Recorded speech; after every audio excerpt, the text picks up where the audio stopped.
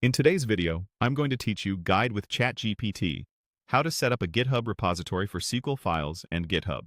We'll start by using ChatGPT to generate a clean sample SQL file, and then we'll set up a new GitHub repository to store it, commit the file, and finish by adding a helpful README.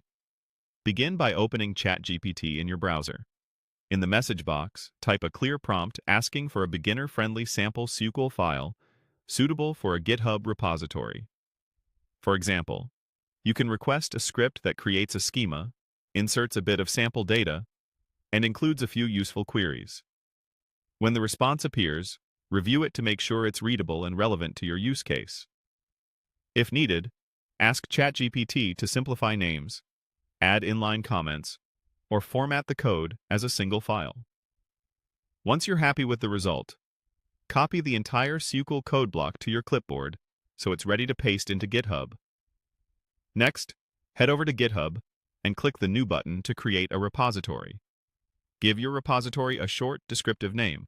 Something like SQL File works well, and optionally add a brief description so others understand what's inside.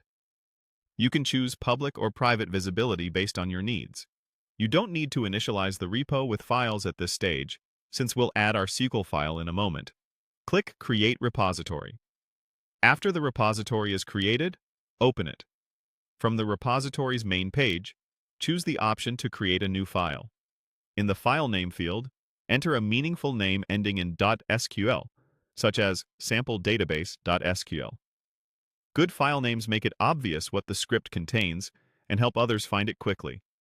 Click into the large editor area and paste the SQL content you copied from ChatGPT. Take a second to scroll and confirm the formatting looks right. Indentation and semicolons should be intact. In the commit section below, add a short, clear commit message like Add initial sample SQL script. Then commit your changes to the main branch. This creates the file in your repository with a clean history entry that explains what you added. Back on the repository homepage, look for the prompt to Add a README and select it. A README helps others understand how to use your SQL file, what database it targets, any prerequisites, and how to run the script. Keep it concise and informative. Once saved, your repository is neatly organized with a sample SQL file and helpful documentation. That's it. You've generated a solid SQL example with ChatGPT, created a GitHub repo for it, committed the file, and added a README to guide others.